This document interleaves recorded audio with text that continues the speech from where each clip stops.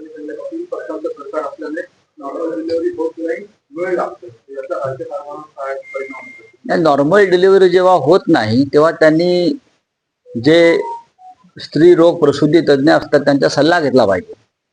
त्यांच्या सरकारने त्यासाठी कोणाला नेमलाय?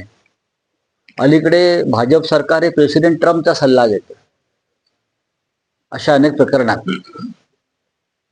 प्रसूती व्हावी म्हणून जे भारत पाक युद्धात झालं.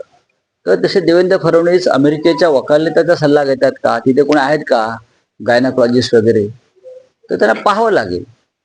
कारण बाकीचे जे 2 त्यांचे सहकारी आहेत त्यांची नॉर्मल डिलिव्हरी कधीच झाली नाही, बरं का?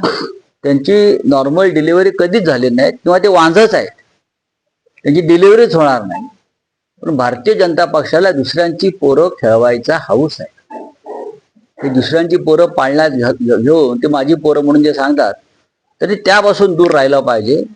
आणि टेस्ट ट्यूब बेबी वगैरेचा जे आहे ना काहीतरी त्याचा वापर करून काय होते काय बघायला पाहिजे. बाकी काय बोलणार मी. मुंबईमध्ये